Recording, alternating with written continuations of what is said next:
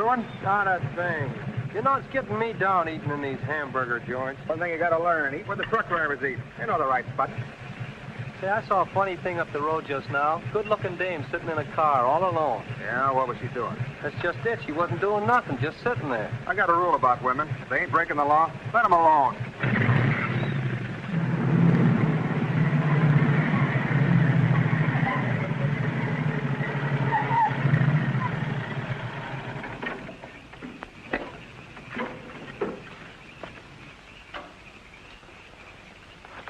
I didn't mean to disturb you, miss. Just wanted to be sure everything was okay.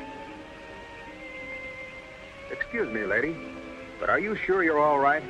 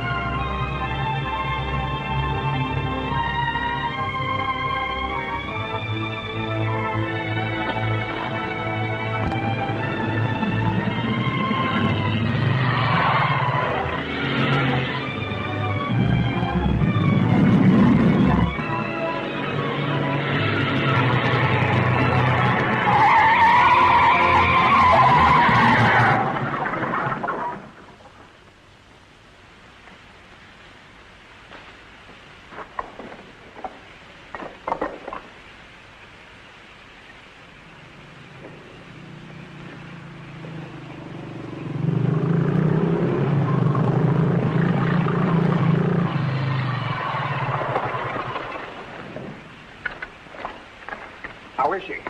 Luckier than she deserves. I just checked on her up the road. She was acting kind of strange then. I'd better call that ambulance. I doubt if it's serious, and I'm as good a doctor as you'll find at this time of night. Let's take her inside.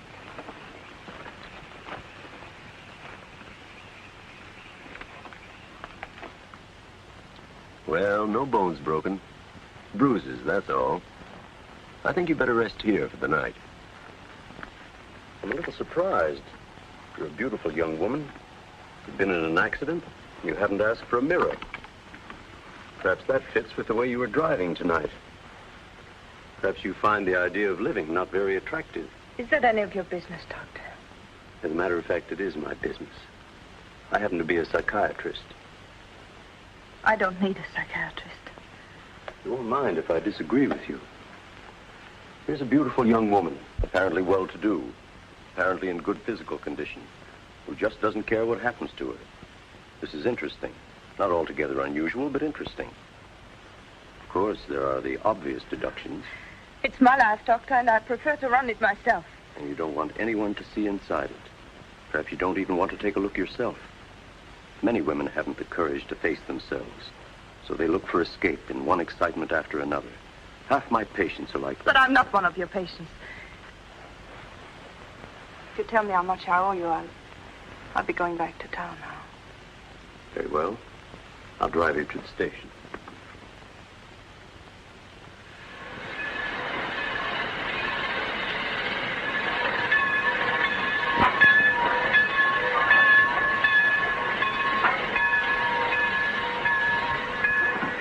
Miss Damien, you're an intelligent woman, not an idiot. Will you promise me one thing? When you get ready to throw yourself off Brooklyn Bridge, will you come and see me first?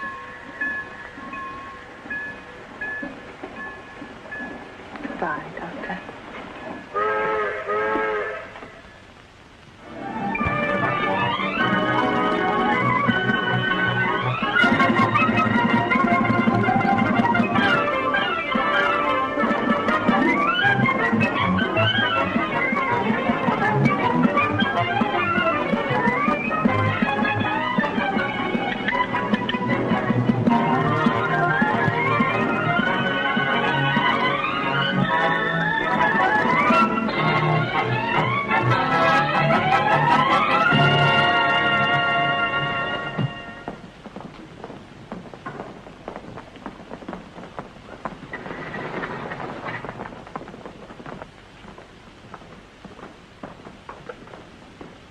Just what is our trouble? That's what I want to know. Our trouble is Miss Damien. Miss Damien again. She's as pretty as a picture and as stubborn as a mule. But this time, there's a lot more involved than just her opinion.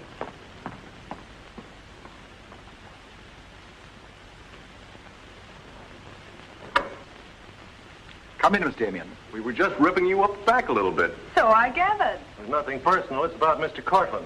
Cortland. Oh, yes. He runs a jewelry store. He owns Cortland and Company. London, Paris, Fifth Avenue. You may remember him as one of our biggest advertisers. Oh, what Shirley wants to say... I know what Shirley wants to say. I always know what Shirley wants to say. He wants to know why I killed the art layout on Mr. Cortland's famous jewels. And I understand the April number goes to press without it. That's right. In the first place, it's no art layout. It's a press agent's dream. But the result is we stand a good chance of losing the Cortland accounts. Now, am I running my department or am I not? I haven't said anything, Miss Damien. Well, I had a talk with Cortland, and he was decidedly acid about it. I'm not interested in Cortland. But if this magazine is going to submit to advertisers' blackmail, I'd like to know about it. Now, please, Miss Damien. If that's the policy, Mr. Cranich, you better get someone else to take my place. Please, Miss Damien, just a moment. Gentlemen, if you don't mind, I'll talk to you later. I thought I should bring this to your attention. You can't blame us for trying, Mr. No, of course not. No harm done, gentlemen. Madeleine, you've got yourself all worked up. Come, sit down. I'll get you a drink. No, thanks. I don't want one. No? What is this private blackmail of yours? Threatening to quit in order to win an argument. Oh, I'd just as soon quit. I mean it. Now, tell me, what's happened? You're all wound up. What's bothering Oh, you? nothing's bothering me. You know I don't want you to quit. I won't go into my personal feelings, but you are the best art editor we've ever had. How's the insomnia? Oh, I found some new sleeping pills. Red ones this time. Red pills to put you to sleep. White pills to wake you up. Doesn't sound very sensible, my dear. What are you doing this evening? Dining with Freddie Fancher. Oh, Freddie again. Oh, I couldn't get out of it, Victor. We're using some of his drawings next month. But it'll be the last time, I promise. Madeleine, you're a bundle of lies. A very lovely bundle.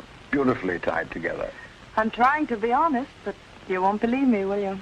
No, my dear. Because I don't really think you believe yourself.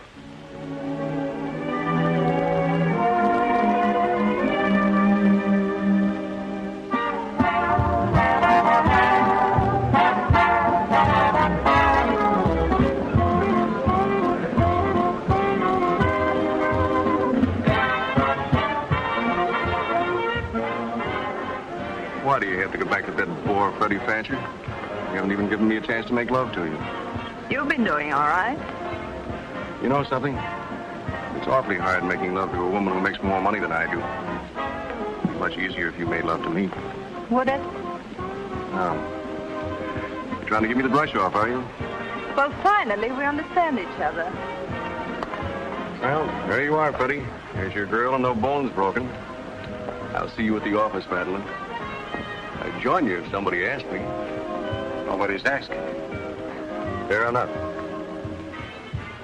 Why do you have to dance with that pollywog? Look, I've told you not to drink. I always drink, particularly when I'm with you. Oh, am I that hard to take sober? You're a voluptuous pain in the neck. I'm going home. You're not going to walk out on me. Come on, be yourself. I've told you I'm going to leave early. You can't leave me just sitting here in the snow. I'm mad about you. In my own foul way. Good night, Freddie.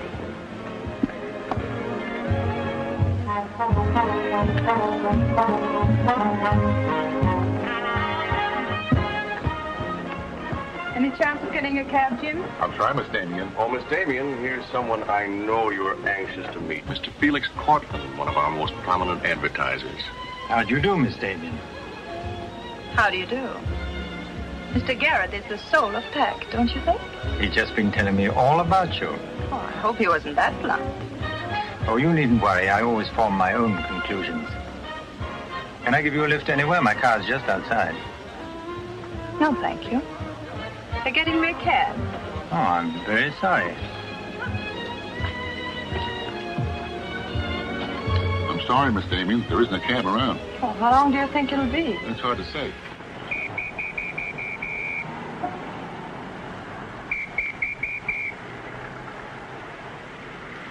Are you sure you don't want a lift? Well, there doesn't seem to be any alternative. Good night, Mr. Garrett. Good night, Mr. Cortland.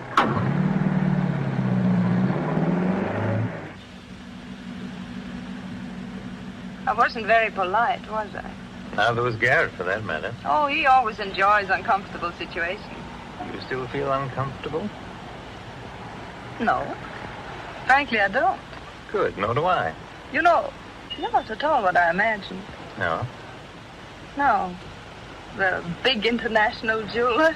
I happen to inherit a business that runs itself very nicely. As a matter of fact, you don't look like an art editor. More like a work of art. That layout on your jewels is still a wretched piece of copy. I can only admire your good taste. And I'm still not going to print it. I wouldn't try and persuade you for the world. Mr. Cortland, I think you're a very dangerous man. I only wish it was so. The truth is, I'm a very ordinary one.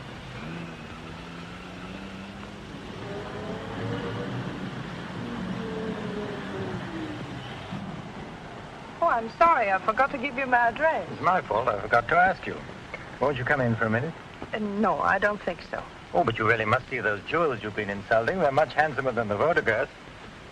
I'll need you in about 15 minutes. But I said I wasn't coming in. Oh, yes, so you did.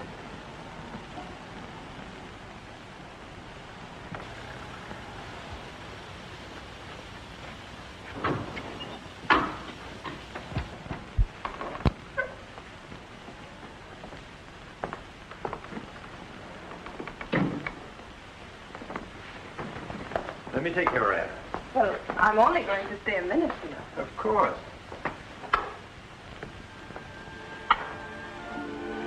What a wonderful room. I've had this place a long time. In fact, I'm pretty disgustingly rich. Don't you find that rather pleasant? Oh, it's not so hard to take once you get the hang of it. I think I know all the troubles that come with money. And all the pleasures. Well, have you got me all figured out? Only what I see here. Good books, fine pictures. Why don't you ever look at them? Oh, but I do. I'm a lonely bachelor, and I spend hours here all by myself poring over old manuscripts. You don't expect me to believe that, do you? Didn't my father paint that? Was Stephen Damien your father? Uh-huh. That's very interesting. Is it? I remember when he came here to paint that picture of my mother. Everybody was fascinated by him, especially Mother. Father ended by chasing him out of the house. I'm afraid that's the way it usually ended. My father was very much in love with life. That's a Hungarian custom, isn't it? Mm-hmm. Not exclusively Hungarian. Weren't you going to show me your jewels? Oh, yes, of course. I'd quite forgotten. That's the reason we came in here, wasn't it?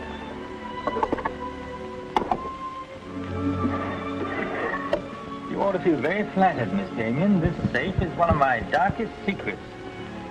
You really want to see those jewels? Not particularly. I can't tell a brilliant from a diamond.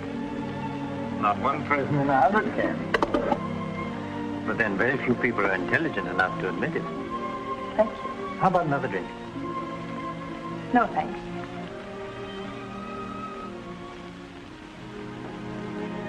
You know, you need relaxing. Lots of relaxing. I can hear your nerves snapping like rubber bands. I'm not nervous at all, see? You're a very curious mixture.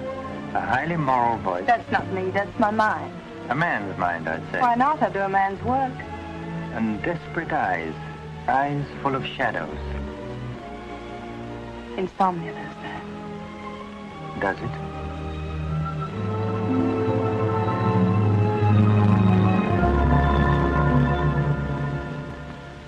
Magazine.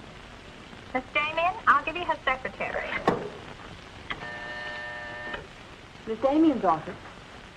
No, Mr. Cortland, she's not here yet. Shall I have her call you? Yes, Mr. Cortland. Where's Lamarr, put? She hasn't come in yet. Well, who sent these? Mr. Felix Cortland. Mr. Cortland. That's very interesting. She never misses, does she? Mm-hmm. Jealous. If I'd given it any thought, I could have predicted it. Gladys, I won my bet. She's got a new boyfriend. I guess those dames gotta have no excitement all the time.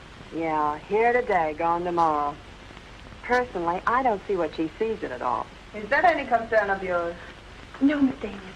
I didn't hire you to gossip about my private life. No, Miss Damien. Go get your money. You're through.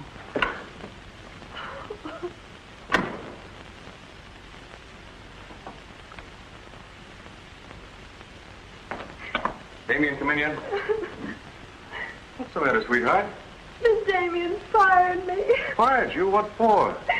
He heard me talking about Mr. Cortland. Cortland, eh? Don't you worry, baby. I'll fix that. Understand you fired June. That's right. What's the idea? I don't like people to gossip about me. You don't, eh? No, I don't. Well, it's pretty late to be thinking about a thing like that, and it's a rotten trick to take it out on your secretary. Get out of here. You don't think your life is a secret, do you? Boys were betting 8-5 this morning that the Cortland layout would be in the next issue. You're disgusting. Madeleine, why don't you get wise to yourself? Everybody else is. One romance after another, that's your whole life, and you adore it. Get out. You try to dress it up with pretty words, but you don't fool anybody. They know what you are, and you'll never change. Get out! You don't care because it's too much fun.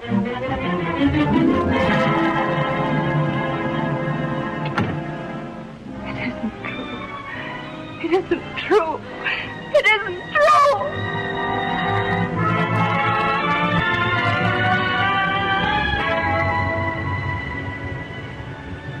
I'm a little surprised. Here's a beautiful woman who just doesn't care what happens to her.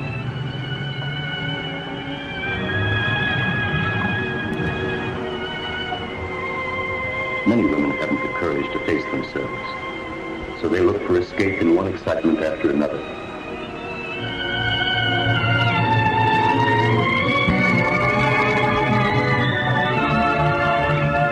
Perhaps you find the idea of living not very attractive.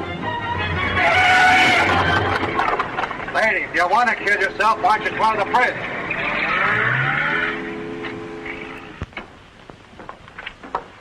I'm glad I was right. An intelligent woman, not an idiot. Sit down here. That's it. Now, if you feel like talking, just go ahead and talk. You're afraid, aren't you?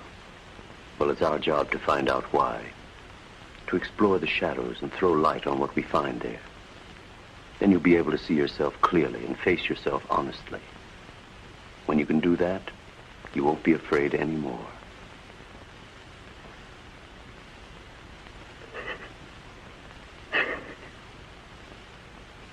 I was living with my father. Mother had left him before we came to America. I was 10. And to me, the way he lived seemed romantic and wonderful. He was a successful painter, and women adored him. He went his own way and did what he pleased. Just as you've been trying to do? I suppose so. But why? Did it make him so very happy? Oh, I was certain he was the happiest man in the world. Until he killed himself. Then you couldn't understand why he did it. You understand now? I think I do. Did you ever do any painting yourself? I used to. Why'd you give it up? Oh, didn't pay enough. And besides, I didn't want to be like my father. I wanted my own life. And have you been living your own life? Of course I have. The kind of life you really want? I don't know. I don't know. Don't you think you've been hiding from yourself? Did you ever try and discover the person you really were, deep down underneath? I never cared to.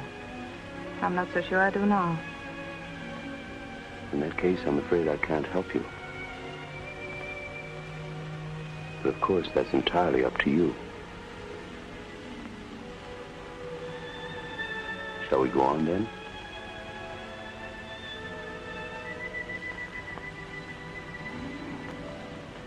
I was doing what I wanted to do. Playing my own way and making my own rules.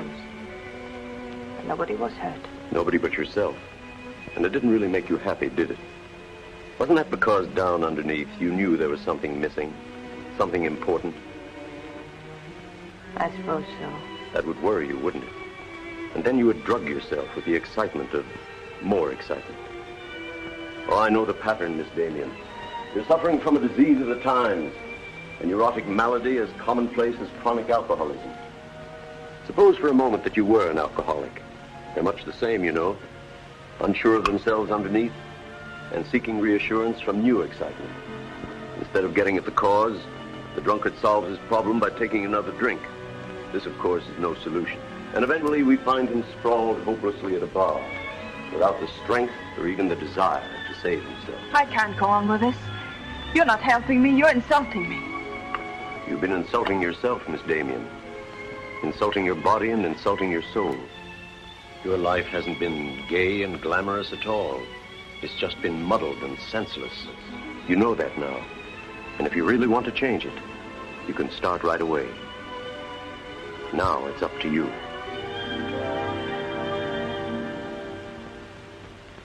My apartment, Ethel. The rent's paid till the end of the month. Darling, I feel like a vulture, wheeling over your head. I'm not in, whoever it is. Miss Damien's office. No, she still hasn't come in, Mr. Cortland. Well, I don't know exactly. Later in the day, Did he hang up? Yes, good. Let me call him back, darling. You may be sorry later. Everything in this file returned without comments. This I would ask to see more of their work, and these you may be able to use. But you haven't given me your new address. I'm not giving it to anyone. Hello, Madeleine. Beautiful, would you mind popping out for a minute? That's just 60 seconds. You better talk fast. Madeleine, I'm in a jam. I've got to raise some money. I need about $5,000. What do you expect me to do about it? Well, I thought you might talk to Cortland. I'm sure he'd let you have it if you ask him nicely. You're really quite a rat, aren't you? Look, Madeleine, I'm in debt up to here. I only make $100 a week, and you know I can't live on that. $5,000 doesn't mean a thing to Cortland. You better get out of here before I lose my temper. You're forcing me to say things that I don't want to say, but if you're going to act cold and virtuous about it, you'll hear them.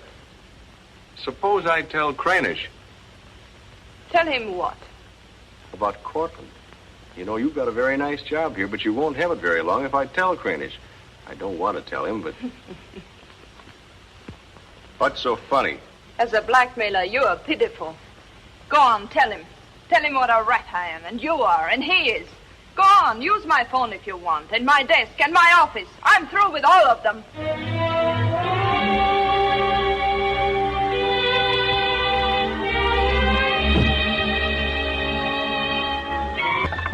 Boulevard magazine.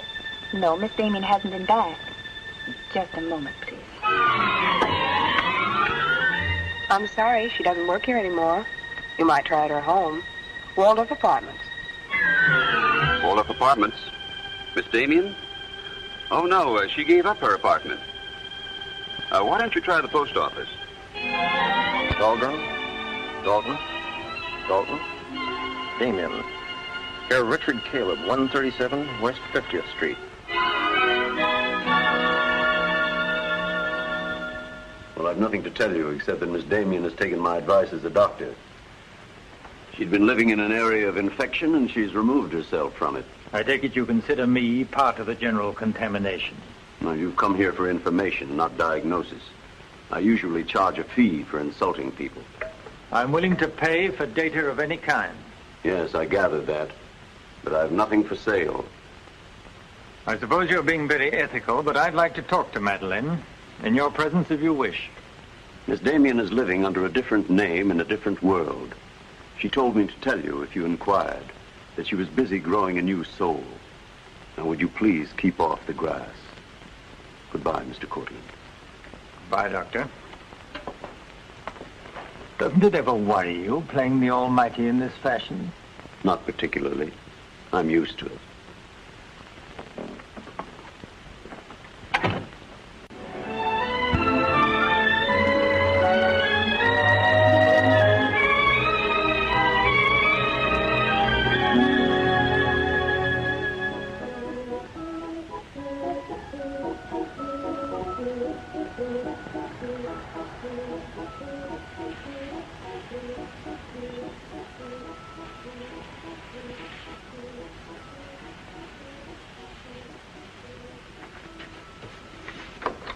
How's it look? It's better than torn wallpaper. So you think I'll tell him then? Well, you do better have to get the hang of it. I only hope the new tenant will like it. Well, he seems awful particular. He's a floor walker at Macy's. Oh. Well, you can always give it back to me. You'll never sell it, you know. Take my advice and try something more cheerful. You know, like flowers and butterflies. I'll do that. Thank you, Mrs. Geiger.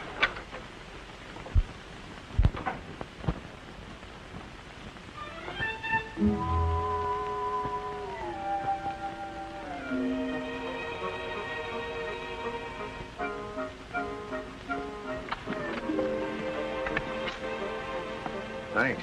You saved my life. Is this yours? Yes. Mrs. Geiger would scalp me if she knew I kept mice in my room. Well, why do you keep mice in your room? Pathology is part of my homework. I really shouldn't bring these fellas out of the lab, but, well, I got kind of attached to this one.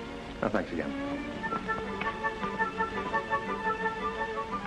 Hey, women are supposed to scream. Aren't you afraid of mice? Well, no, but next time I'll scream.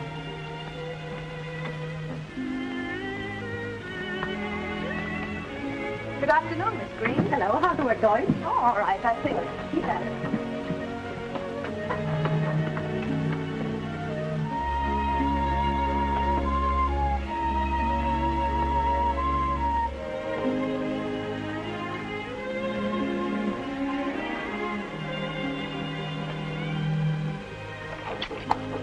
Come in. Hello. Hello. Say, you're an artist, aren't you? Well, I don't know. Oh, Mrs. Geiger said yesterday that you were. She's an authority if I ever saw one. I was wondering, could you do a job for me? Want your portrait painted? Me? Oh, no. No, nothing like that. I'm doing some research, and it has to be illustrated. Oh, what do you want me to draw? Nothing fancy, just blood cells and things. Sounds fascinating. Oh, it is, really. You see, it's a lot like... Oh, no, you'd be surprised. It really is fascinating once you get in it. Of course, I'm on a fellowship, and I couldn't pay you very much. Matter of fact, I couldn't pay anything till the first of the month. That'll be all right. Oh, fine. Swell. It's all settled then. I'll see you at my place about 6 o'clock. Oh, but couldn't I... Oh, sure you can. I just live downstairs. You know, the mousetrap. Oh, by the way, my name is Cousin. Mine is Dixon. Very glad to know you, Miss Dixon.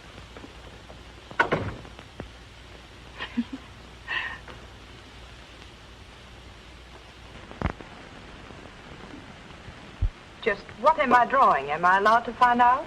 Sure. Effect of anti-reticular serum on cell tissue. That's all I wanted to know. Oh, say, that's quite good. I'll take it to the lab with me in the morning. Just about ready for the next one. Do you realize it's 12 o'clock? Oh? I haven't had my dinner yet. And you haven't either. Oh, gosh, I'm sorry, but well, I got so wound up on this. So did I, but now I'm hungry. Well, tell you what let's do. We'll go out and eat. That's a brilliant idea. I'll get you coated. Do you do this all the time? Only since I got out of the Army. I was lucky to get this job of research. Now I've got to get it finished. Then what? Oh, then I go back to Oregon and become the usual respectable small-town doctor. No mice? No. No mice. Head colds and belly aches. $5 a visit. Maybe you'll like it. You'll get some rest. Oh, I'll get plenty of rest, all right, but I don't think I'll like it. You folks going out this time of night? That's right. We're meeting a few friends at the Busy Bee cafeteria. We don't want to miss the floor show. We'll have to hurry. See that he eats. He hasn't got any more sense than a goose. I'll feed him with a spoon. I found it first up in a little town in Germany while I was still in the Army. I met a couple of Russian medical officers who were working on it in particular, and well, they were pretty steamed up about it. Hi, sir. No, thanks. We got together the first night over a bottle of vodka. I remember the town was still burning. Well, maybe it was the vodka, but anyhow, we got to talking about anti-reticular, and, well, I guess I got pretty excited. You mean you speak Russian? Over a bottle of vodka, anybody speaks Russian. Care for some coffee? No, thanks, I've milk. Oh, one, please. At any rate, I promised myself that night that just as soon as the war was over, I was going to do a job of this. You haven't stopped to eat ever since. That's an error I'm just about to rectify.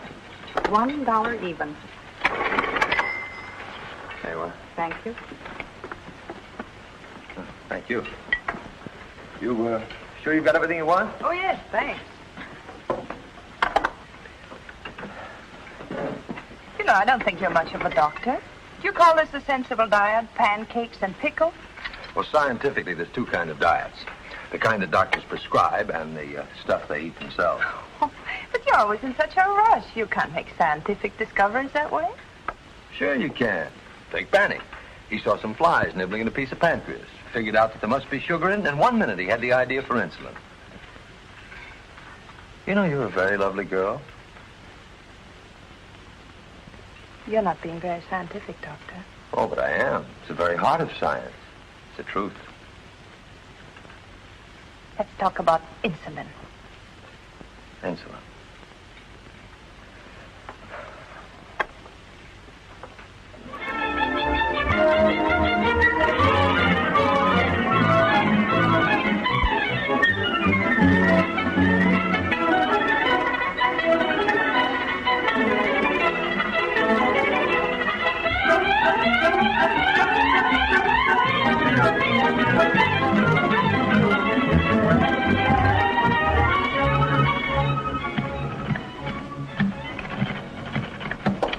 Come in. Hello. Hello. Say, did you buy these new manuscript covers? Yes, are they all right? Oh, sure, they're fine. How much they cost? Well, nothing at all. Something like 20 cents. Oh, nothing at all, huh? You know you can buy a pair of good mice for 20 cents? David, I have some wonderful news. I just sold a picture. No fooling. Who bought it? The floor walker downstairs. He said it's almost as good as a photograph. Well, the man has great taste. Oh, I think it's wonderful. I'm proud of him. And I'm a little proud of myself, too. David Cousins on anti-reticular. Oh, David, it looks fine. It's important, isn't it? I mean, not just to you, but really important. Well, it won't cure all the ills of man or beast, but... Yes. Yes, I think it may be important. And I also think that I better hand it in before I start changing it again. Like to come along? Oh, could I? Well, sure. Why not? I think you've been drawing blood cells long enough. It's time now for you to meet one of them face to face.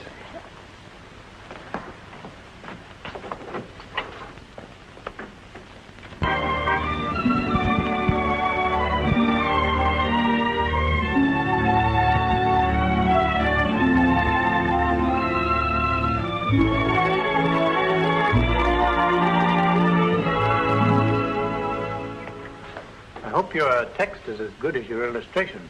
I hope so, too, sir.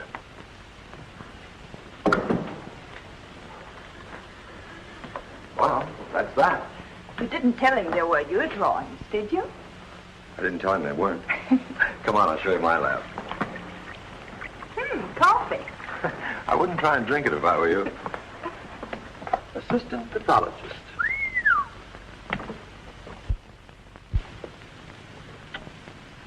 Well, this is me. How do you like it? Oh, I think it's wonderful. But how do you find anything in this place? Been here for 6 months and I haven't lost anything yet. Doesn't matter anyway. If the boss okays my research, I'll be out of here in a week. Back to Oregon? Yes, back to Oregon.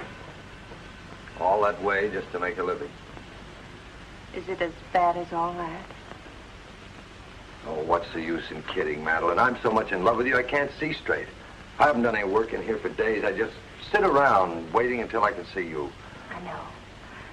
Because that's just what I do. Wait to see you. Darling. Oh, darling, I never felt like this about anyone before. Tell me, when did you first know?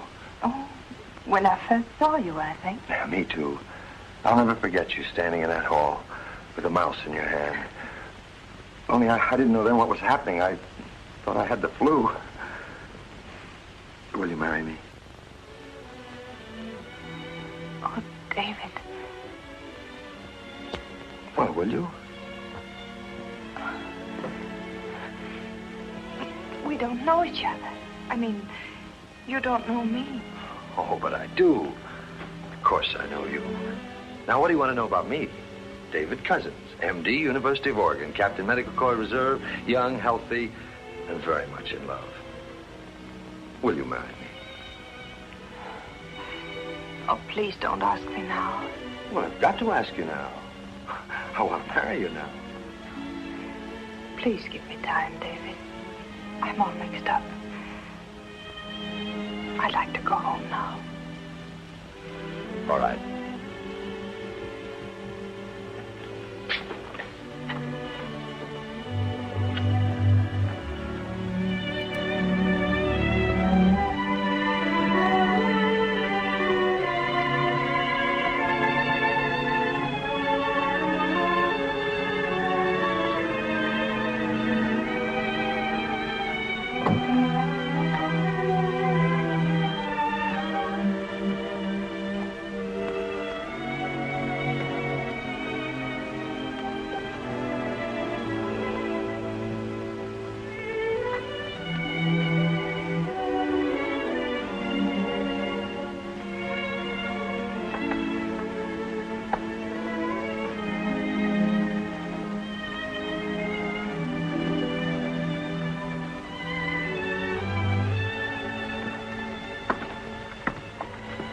Madeleine. You haven't answered a rather important question I asked you. I can't say no, because I wouldn't mean it. Darling.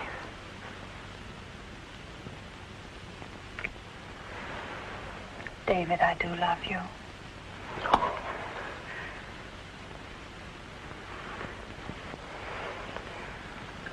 Good night, darling.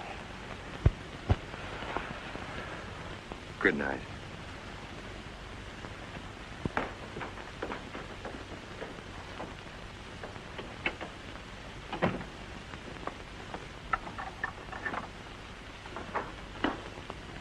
Hadn't you better close the door?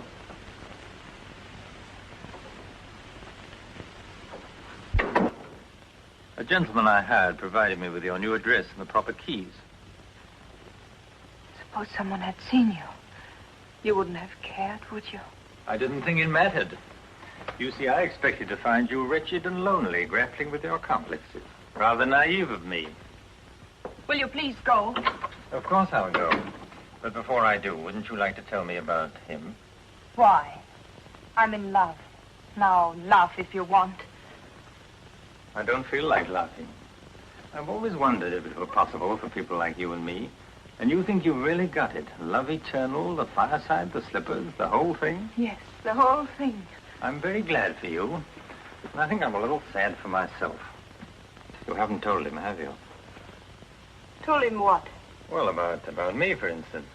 Why should I tell him? You're absolutely right. You shouldn't. Men prefer to keep their illusions, don't they? Please go. If you ever need me, you will let me know, won't you? And don't call the past too many names.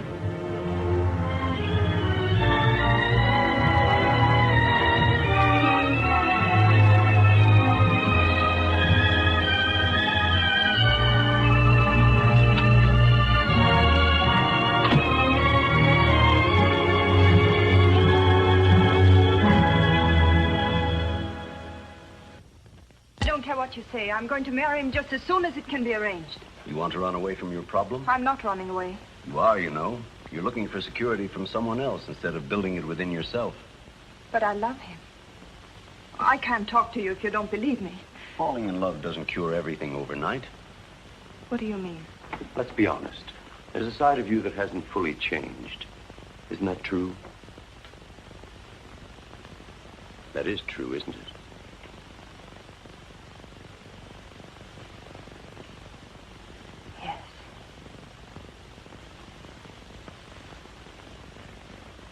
Have you still not told David about yourself? I couldn't tell him. You let him fall in love with an illusion, with someone who doesn't exist. I could never tell him. He might stop loving me. Isn't that a risk you'll have to take? You're being very careless about it. You can't build a lifetime relationship on a lie. If you're really in love, you'll tell him. With the others, it was different. But if you love him... Will you please stop saying if? How many times must I tell you I love him? But real love is a sharing. If you're strong enough to face this yourself, you're strong enough to face it with David. I can't do it. I can't risk the only happiness I've ever had. That's up to you, Miss Damien.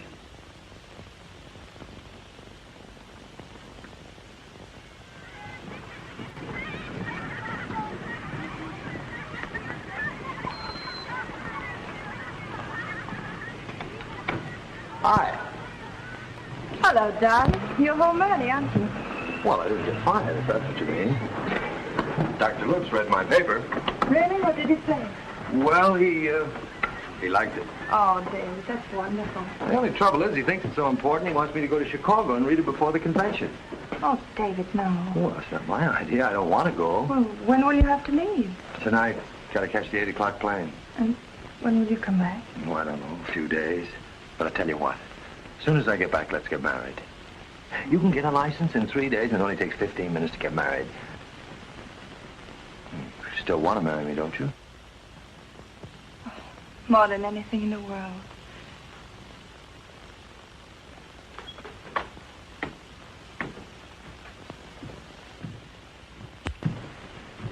You know, I'm going to feel kind of silly at that convention. Of course, it's a great honor and all that, but you realize that I'll be talking before some of the biggest men in the field? What's the matter, darling? Nothing. I was just thinking how I'd feel if you didn't love me. Oh, don't be silly. Not a chance. David, could you ever stop loving me? Well, that's really a gruesome thought. Of course not. Even if there was a reason? The world is bothering you. Nothing. I just wanted to be sure. Sure about what? That you loved me and not an illusion you built up about me. Scientists can't believe in illusions. I believe in you. You're the best thing that's ever happened to me. 4 shirts. I wonder if that'll be enough. Come to think of it, it'll have to be. That's all I've got. Socks? Well, that just about does it. Madeleine, was there something special on your mind? Something that you wanted to tell me? Just that I love you, that's all.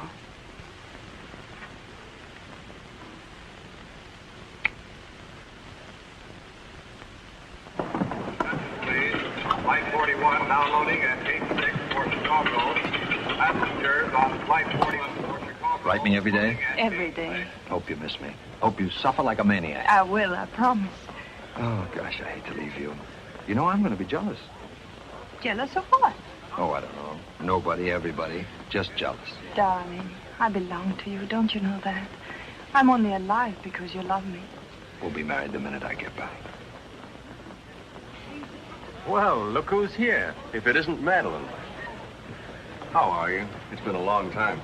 David, this is Mr. Garrett. I used to work with him on a magazine. How do you do? I quit the racket, though. Or perhaps the racket quit me. Garrett's doing some confidential work for me now.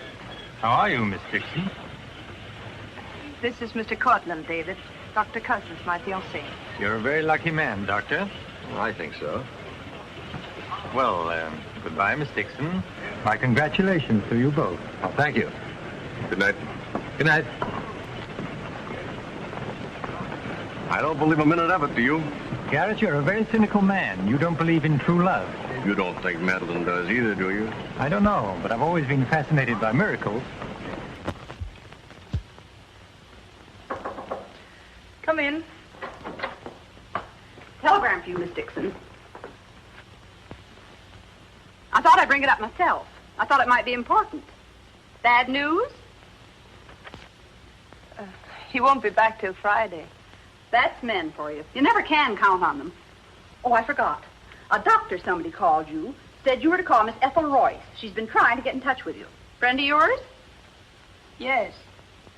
I suppose you got your own reasons, but you ought to get out and see your friends instead of sitting in this room all day and all night. Thanks, Mrs. Geiger. None of my business, mind you.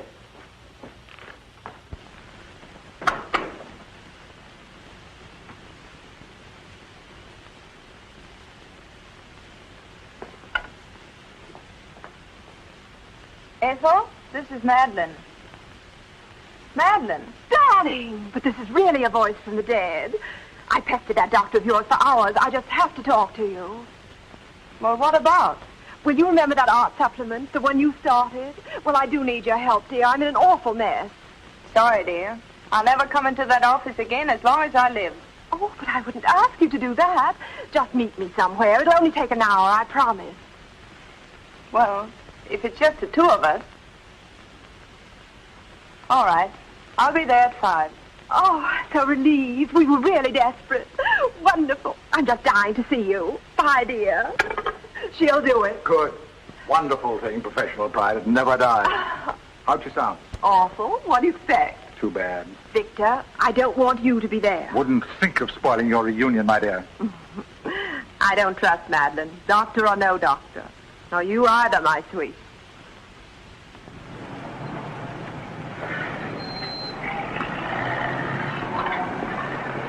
Hello, Miss Damien. Glad to see you back. Glad to see you, Jim.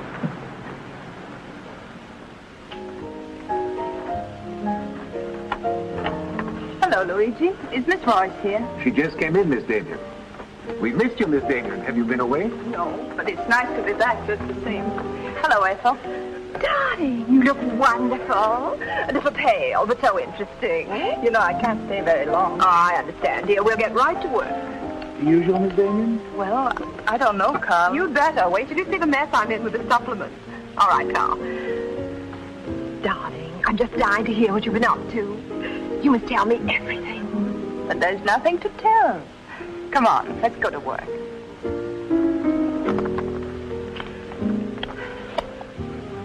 You're just marvelous, my dear. You made the whole project seem utterly simple and practical. Not for me, please. Darling, you used to be able to drink 10 in a row. I'm out of training. No one would know it, my dear. You seem just like the old Madeleine again. It's the surroundings. What do you say we have dinner and go to a show? No, really, I've got to stagger home. Madeleine, my dear, this is a surprise. Victor, hello. What good fortune running into you like this? Do you mind? Don't let us fool you, Madeleine. You heard me making the date with you. It's true, but I'll deny it. Frankly, I wanted to have a look at you. You look very dashing for a hermit. Thank you. We've all missed you desperately, haven't we, Ethel? As though our little hearts would break. What about a drink with your old boss? Please, whatever it is. I've got all the data we need on the supplement. Good. What about the data on Madeleine? No data. Now, if you'll excuse me, I'll... You can't go now. Look who you'll run into. He's seen you. Garrett no longer graces our staff. What happened? He got to be utterly gritty. Say nothing of a slight discrepancy in his accounts. Mr. Garrett believes that the world owes him a gay life, no matter who pays for it. Well, hello, stranger. How are you? Wonderful. Nobody here seems particularly glad to see me. Should we be? Oh, well, it's been nice knowing you. There goes one reason for my ivory tower. What?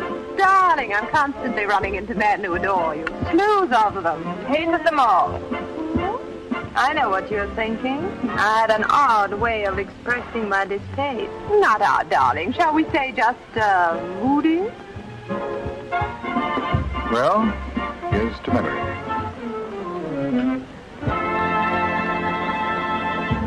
May I speak to Mr. Cortland, please? Just a moment, sir.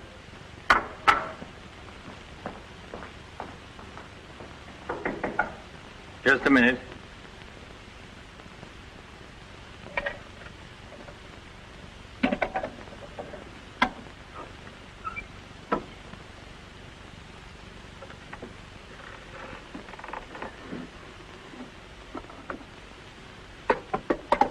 Come in.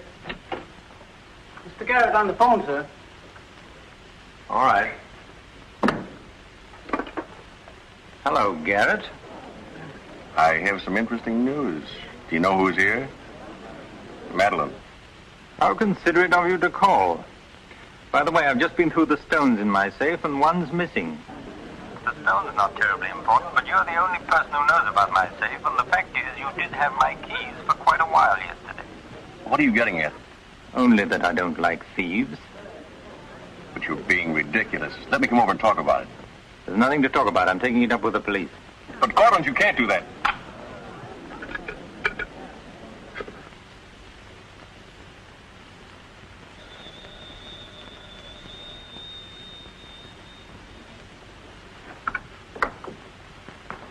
Mr. Garrett again, sir. Tell him I've gone out. I'm sorry, Mr. Cortland has just left.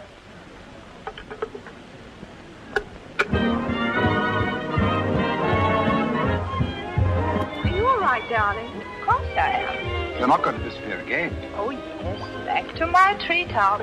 It's raining. Let me drive you home. Oh, no. Ethel wouldn't approve.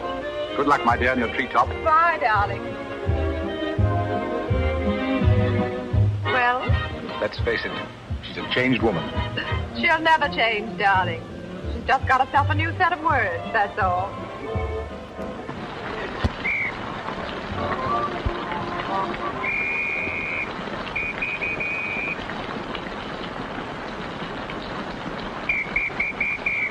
Madeleine. Hop in. No, thanks. I'm waiting for a cab. Don't be silly. There are no cabs. You'll get drenched. Please. I'll drop you off. I'm going home alone. Come on, in you get.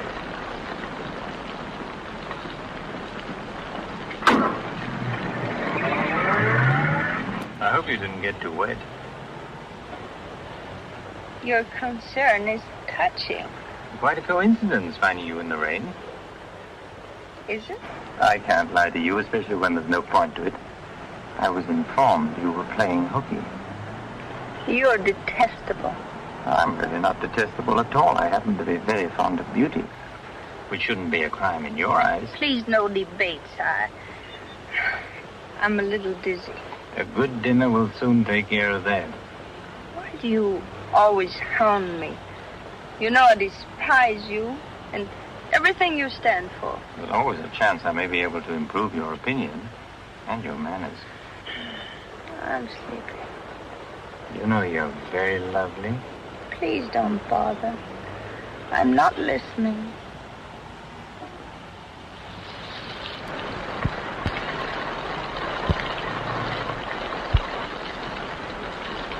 Where are we? Don't you remember you visited here once upon a time? You're foul. You said you were taking me home. You forgot to mention the subject. A significant omission, as your friend Freud would say. Come on, I'm getting soaked. Just launch you. I'm going home. Right after dinner. Think how wonderful you'll feel when you slap my face.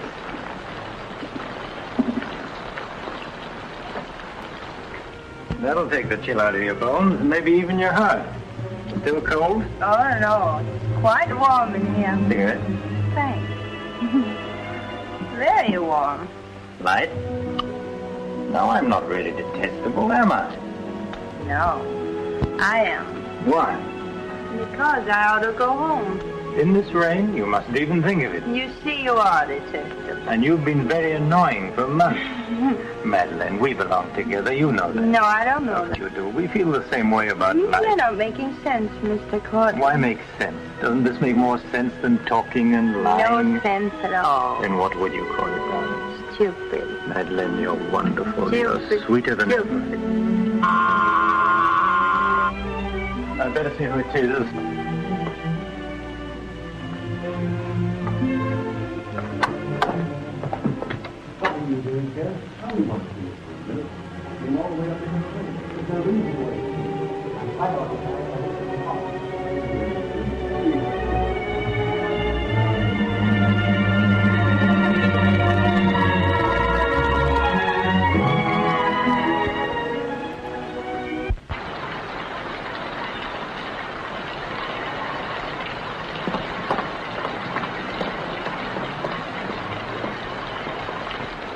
I tell you, I'm going to raise the money. I'll pay you, honestly. I don't like dealing with thieves. That's a job for the police. You swear out a warrant, you'll never get a dime. Look, I didn't sell it. I just hid some money temporarily. Here's the pawn ticket. I'm not interested in pawn tickets. Good night, But, Carter, you got to give me a chance. I said good night.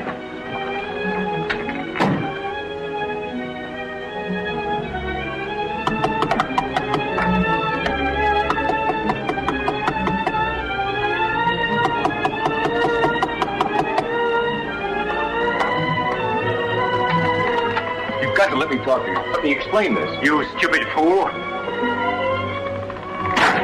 have the stone back. I'll get it to you. I promise I will. All I need is a little more time, just a couple of weeks. What are you doing? Phoning the police. You can't do that. I'm not going to let you ruin me.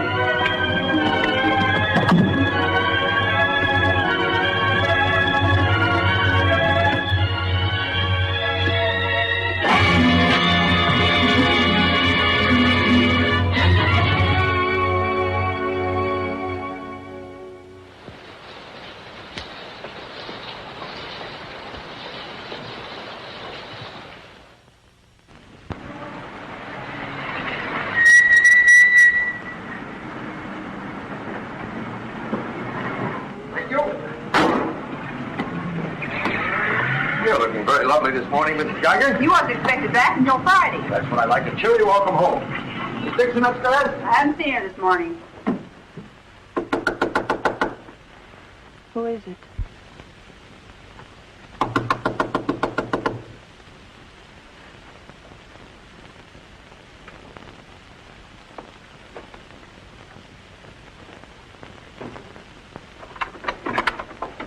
Hi. Darling. Oh, I couldn't wait till Friday. I just said my little piece and ran out on them. Oh, I needed you so badly. I feel lost without you. Don't ever leave me again. Oh, that you can depend on. Say, I've got big news. I'm a success. Oh, tell me all about it. I wonder what's the matter with you. You don't look very good. Come on, I think you better get back in bed. Now then, first, I don't have to go back to Bellyaches in Oregon. You're not marrying a small-town country doctor, young lady. You're marrying a promising young research scientist. At least that's what Dr. Broder says, and he ought to know. He's got a long white beard. Oh, darling, I'm so proud of you. I think I'll take your temperature. Gee, I wish you could have been there. When I finished reading my paper, they all got together and offered me my own laboratory in California. I still can't believe it. There it is, right in the paper. You'll find it on the bottom of page 10.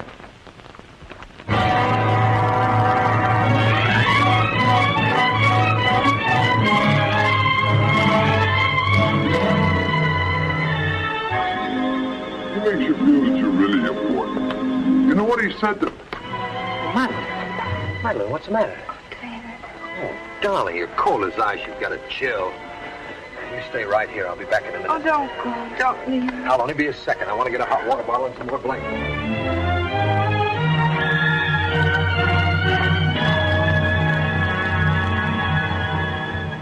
Miss Madeleine Dixon at home? I don't know. Friends of hers? We're from police headquarters. Where's the room? Upstairs. What do you want to see Miss Dixon about? We'll tell her. Well, perhaps you'd better tell me first. Miss Dixon isn't well. Who are you? He's a doctor. He lives here. If it isn't important, I suggest you come back tomorrow. It's important. Could you get some extra blankets and a hot water bottle, please? You a friend of Miss Dixon's? Yes, what? Just asking. Well, what is it, an accident or something? I wouldn't call it an accident. I wish you'd cut out this mystery and tell me what it's all about. Okay, Doc, take it easy. Madeleine, these men are from the police. They want to We'll take over from here, Doc. I'm Sergeant Patelli. This is Sergeant Beitler. You're a friend of Felix Cortland's, weren't you? Matter of fact, you were with him last night. No, I wasn't. Did you see Mr. Cortland any time yesterday? No, I didn't. Now, look, Miss Damien, we wouldn't be here asking questions unless we already knew most of the answers. Oh, wait a minute. Her name's not Damien. I think you've got the wrong party. I think maybe you've got the wrong party, Doc. Her name happens to be Damien. This happens to be a case of murder. Take a look at that newspaper. I want to know what's going on in here. This is my house, and I've got to know. Sorry, madam. We'll talk to you later. As long as I've been here, there's never been police Take in her this and see house. what you can Come find on, out. lady. Come on. Now, Miss Damien, tell us what happened last night. What time did you leave Cortland's house? Oh, Dave. You and this guy Cortland were pretty sweet on each other, isn't that right? Oh, but it isn't. It isn't true. Now, according to the chauffeur, you got to Cortland's house at 6:45. What time did you leave? Oh, but I didn't go into the house. I met him by accident. David, don't look at me like that. How long have you known Miss Damien, Doc? Not very long, only a few months. Know that she was mixed up with this guy Cortland? Oh, it's a lie. David, it's a lie. Okay, so you didn't go into the house with Cortland? No, I didn't. He wanted me to come to the house, but I wouldn't do it. Oh, I didn't go into the house. I didn't, I tell you. Who you telling, me or the doc here? Did you get anything? She came in about 9. In a cab? No, she was walking in the rain. Landlady said she looked kind of wild-eyed. What about Cortland? He was here, all right. He visited her a couple of weeks ago. Get the date? Yeah, April 10th, around midnight. Anything else? The landlady thought that Cortland had a key to this place. She was kind of vague as to how he got it. I didn't give him a key. David, you can't believe that. I've got his key ring here. This one fits. He had a key, all right. But I didn't give it to him. Where are you going? Oh, David, don't leave me. I didn't kill him, I swear. I didn't kill him. Who cares whether you killed him or not?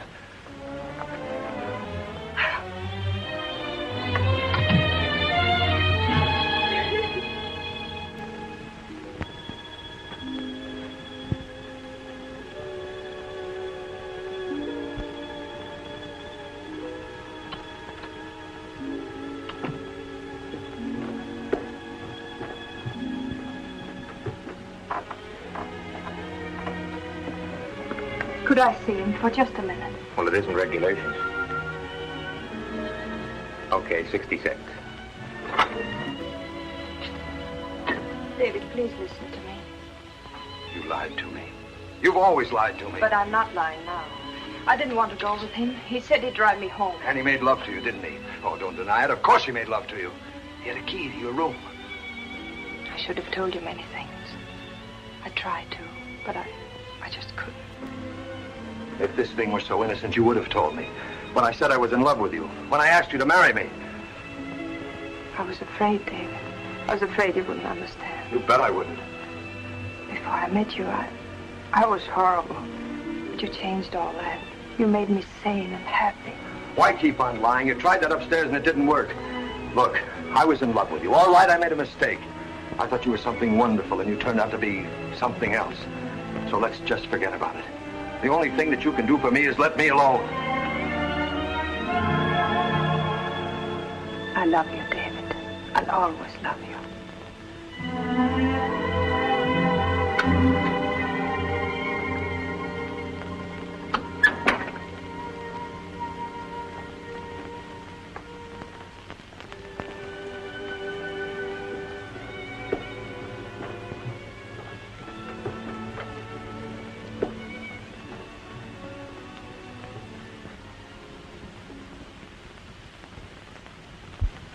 So, ladies and gentlemen of the jury, the prosecution will prove beyond a shadow of a doubt that Madeleine Damien is guilty of the premeditated murder of Felix Cortland.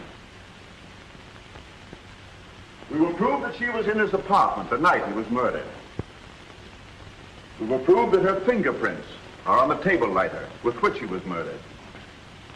And we will prove further that she had a motive for the murder.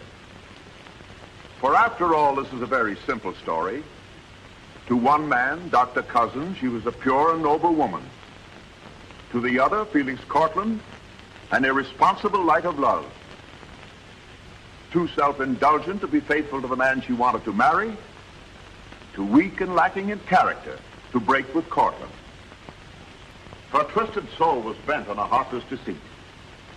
To make one man believe what all others knew to be a lie. And when Cortland threatened to expose her, she went to his apartment to plead with him in the only way she knew. She embraced him. She made love to him. And but in spite of that, he threatened to expose the lie that she was living. She silenced him forever. Ladies and gentlemen of the jury, the state asks you to find Madeleine Damien guilty. Guilty of murder in the first degree. On the night Mr. Cortland called on the defendant, did you let him into her apartment? I certainly did not. How did he get in then? He must have had a key of his own. The key of his own? Where was the defendant when he arrived? Out with the doctor, I suppose, pulling the wool over his eyes.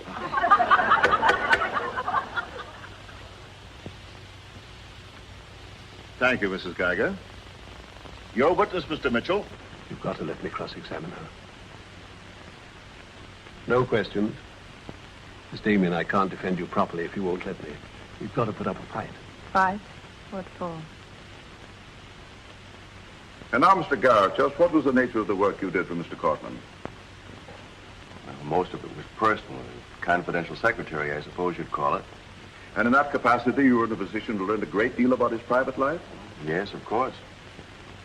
Did Mr. Cortland know that Miss Damien was lying to Dr. Cousins and concealing her true character from him? I'd rather not answer that question, Mr. O'Brien. You see, both Miss Damien and Mr. Cortland were friends of mine. Yes, I understand. Well, let's get back to the meeting at the airport. What was the attitude of the defendant when Cortland saw Dr. Cousins? She was embarrassed, naturally. Yeah. She was embarrassed, naturally. Thank you. Your witness, Mr. Mitchell. I've got to cross-examine. If I don't, we haven't a chance. Don't ask him anything. No questions. Were you a close friend of the defendant? Yes, I was. Did she confide in you on matters of a personal nature? Yes, she did. If you were asked in this court, do you think you could recall any of those intimacies? I could recall some of them in lurid detail. Your Honor, I object. Objection sustained. Well, let me ask you this, Miss Royce. Would you say in general that men found Miss Damien attractive? Definitely. And would you say that Miss Damien found men attractive to her? I'm afraid I most certainly would. You would? What were the relations between Miss Damien and her former employer, Mr. Cranish? They were friendly. In your opinion, was there anything more than friendly? I object, Your Honor. The question calls for the conclusion of the witness and is prejudicial. Objection sustained. Dr. Cousins, I'm Dr. Caleb. Miss Damien's a patient of mine. I don't happen to think she's guilty of murder, do you? No, I don't. She may be guilty of other things, but in there she's being tried for murder. And she won't even defend herself. She's got a pretty good lawyer, hasn't she? She needs your help, Doctor. In her own mind, she's not on trial for murder. She's on trial for those other things. And it's not the judge who's trying that case, it's you. I don't want to be rude, Doctor, but I don't think you know what you're talking about. I'm sorry to disagree. You see, I've been treating Miss Damien for some time. I happen to be her psychiatrist. Dr. Caleb.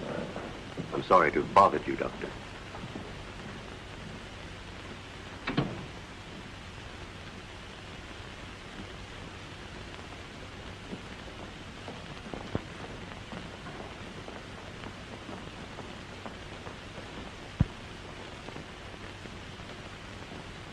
Your name, please? Richard Caleb. You're a psychiatrist? Yes. Miss Damien came to you as a patient? Yes. Did she come of her own free will? Yes, of course. Isn't it true, Doctor, that people do not go to a psychiatrist unless they consider themselves, well, shall we say, not well balanced? In general, that's correct. As a matter of fact, wasn't Miss Damien on the verge of committing suicide when she made her first visit to you? Your Honor, I object. Well, no matter. We'll prove that by other witnesses. However, is it not true that people who come to you as patients come with problems? Objection. Objection overruled. Well, Doctor? There'd be no point in their coming to me if they didn't have problems. So the defendant came to you with a problem. Do you mind telling us, Doctor, in your opinion, just what was Miss Damien's problem? That is a confidential matter between doctor and patient. I'm afraid I can't discuss it. Well, during the course of your treatment of Miss Damien, did you ever discuss her relationship with Dr. David Cousins? Yes, we did. Well, bearing in mind the fact that she's engaged to be married to Dr. Cousins, do you think she was as frank with him as she should have been? As a matter of fact, I urged her to tell him everything. And did she? Not to my knowledge. Well, why not, Doctor? Why didn't she? I'm afraid you'll have to ask Miss Damien about that. Did you ever meet Dr. Cousins? Yes, just a few minutes ago. Well, I'm sure you found him a reasonable, intelligent young man, and yet the defendant refused to confide in him. Having met Dr. Cousins, I think I can see why Miss Damien hesitated to confide in him. Do you mind telling us why? It's my impression that Dr. Cousins hasn't the capacity, either emotionally or intellectually, to understand a problem like Miss Damien's.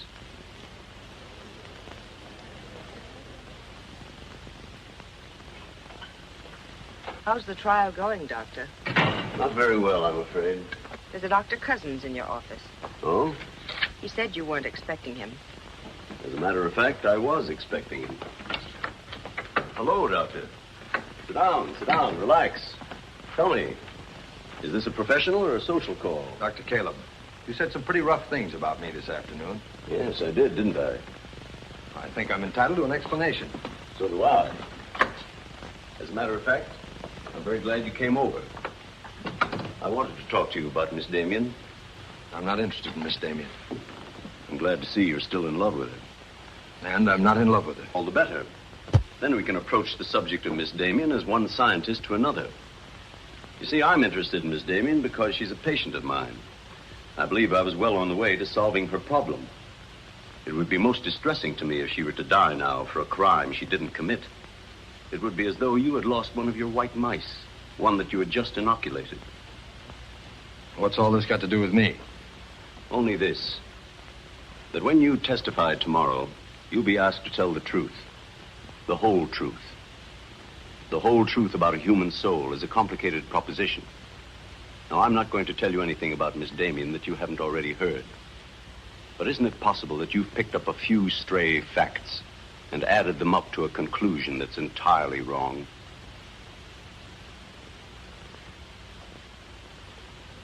Won't you sit down, Doctor?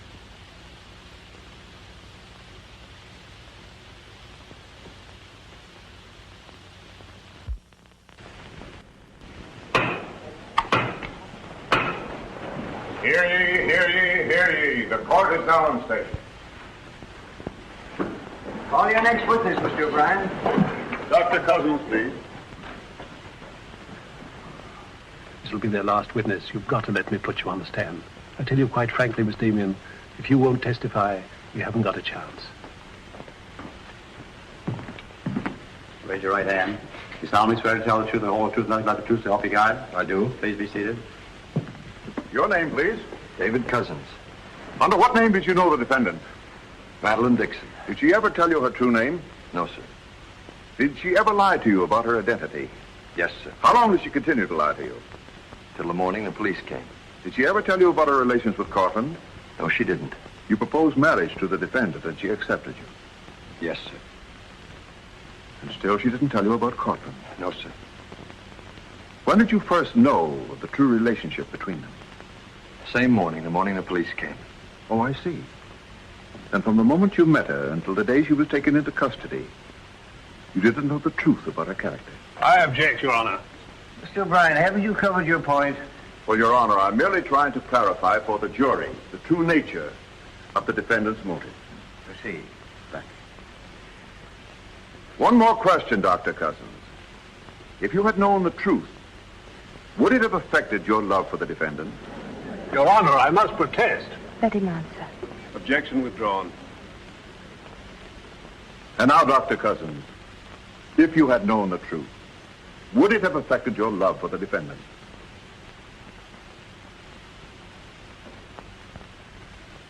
I was in love with Miss Damien then, and I'm in love with her now. Your witness, Mitchell?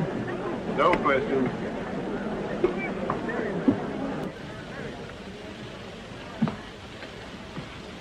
Did you really mean it? Yes, I really meant it. I can't believe it. Now will you let me put you on the stand?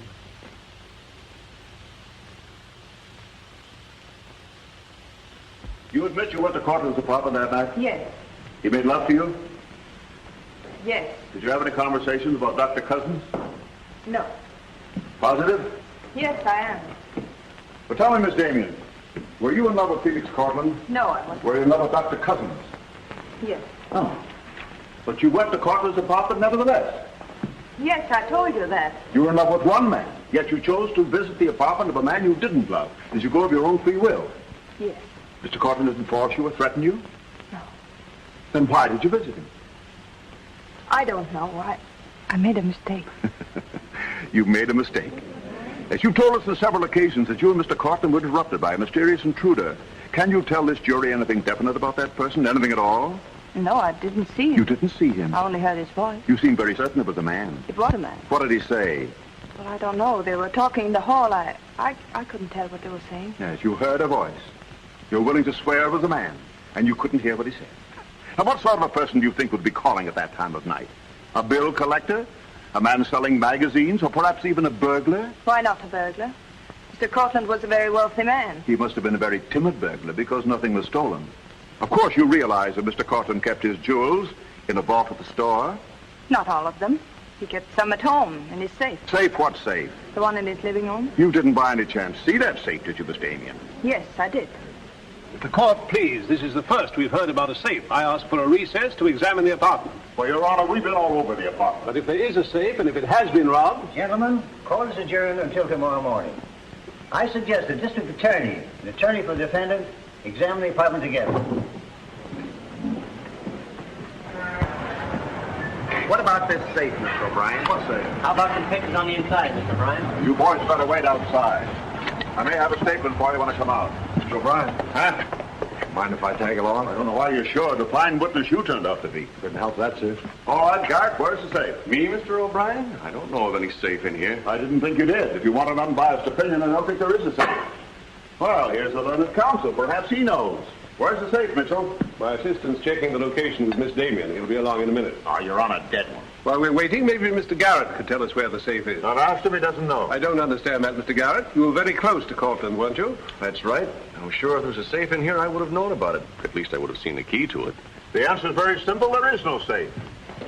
What did you find out? I got the dope on him, Mr. Mitchell. Splendid. It's over here in this bookcase. You were wrong for once, Mr. O'Brien. Could be. What do you know about that? Have you got Cortland's keys? There they are. Thank you. That looks to me very much like a safe, Mr. O'Brien. Yes, it does, doesn't it? But not like a safe that's ever been robbed. I don't think a good burglar would leave those behind. Well, I guess we're right back where we started from. Well, I've seen all I want. How about you, Mitchell? You win this round. Lock it up, sir. Yes, sir. See you in court, gentlemen. I'll give you a lift, Doctor. No, thanks. Sergeant, I have some papers here, Mr. Cortland, I'd like to put in order. Do you mind if I stay? It's all right with me. We're finished with the place. Thank you very much. Anything I can do for you, Doctor? Oh, I was just curious about something. I've never seen a safe like that before. One that operated with a key. Come to think about it, I guess I haven't either. Normal assumption about a safe is that the lock works on a combination. Yes, I guess most of them do. I was wondering how you knew that this one worked with a key. You said you'd never seen the key to it. Did I say that? Uh-huh. I guess I must have said something I didn't mean. Oh, I see. There could be another explanation. Really? Yes. That you were lying when you said you'd never seen the safe before. You're not serious, are you, Doc? I'm a scientist, Mr. Garrett. When we get hold of an odd fact, we consider every possible explanation. We make some of our most important discoveries that way. Well, it must be fascinating work. Yes, it is. Suppose I had known about that safe, which I didn't. What would that prove? Frankly, nothing. But it does suggest a theory. You were very close to Cortland. You knew about the safe. Maybe the safe was robbed. Perhaps he found out about it. He was quarreling with a man in the hall the night he was killed. Maybe that man was you. That's a very interesting theory. Yes, isn't it? Well, as I said, I'm a scientist. When we hit on a theory like that, the next thing we do is to test it. That's all I'm doing. I see. Then you won't mind having a little talk with the police? No. Why should I? Fingerprints. But then, of course, if you've never seen the safe before, you won't mind them checking it for yours. Oh, certainly not.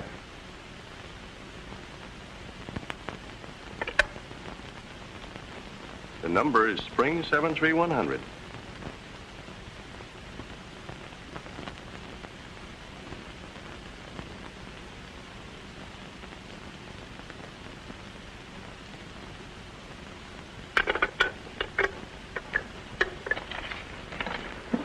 Okay, Doc. No hard feelings. Don't you think this sort of thing is rather out of your line, though? I guess maybe you're right. Bye, Doctor. Goodbye.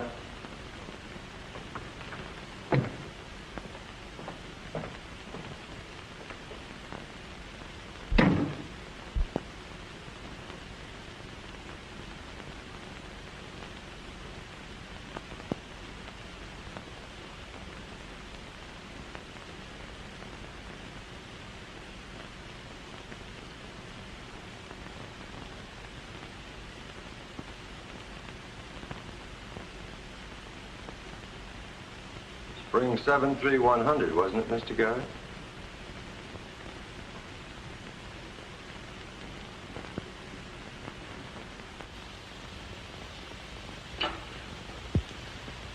I guess maybe I underestimated you, Doctor.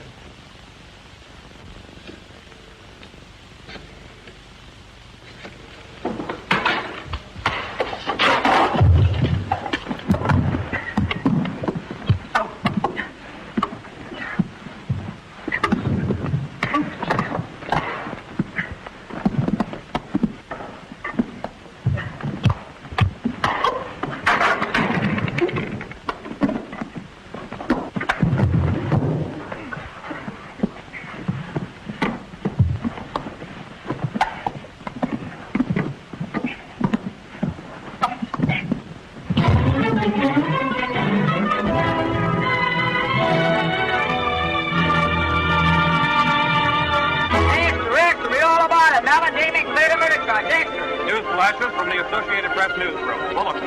Madeleine Damien has been exonerated of the murder of Felix Cortland. Full confession by an ex-employee, Jack Garrett, is in the hands of the district attorney. It was a trial marked by many surprises. Notably, the beautiful defendant's startling disclosure of the jewel vault hidden in the apartment of the late diamond importer. The beautiful Madeleine Damien goes free, and Broadway is tipping its hat today to the young doctor who engaged the murderer in a battle royal.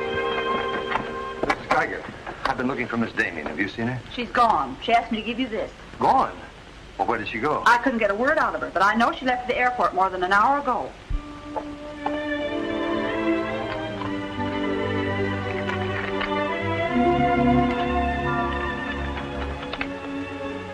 David, dear, I can still hear your voice in that courtroom, and I'll never forget what you said. You did much more than save my life. You made my life worth saving. I can't bear to tell you how much I love you and want to marry you. But right now, that wouldn't be fair. I'm going away for a while. I want to be terribly sure, after all this, that I can really be the kind of person you once thought I was. Maybe after a while that will be possible. And then, when we're both sure, David, please ask me again. Goodbye, my darling.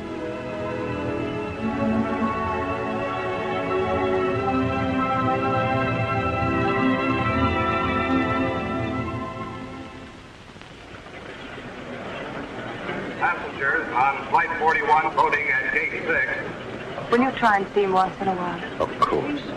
You see, I want to be sure of myself. I'm sure of you. Are you really? After what you've been through, I'm very sure. All aboard, please.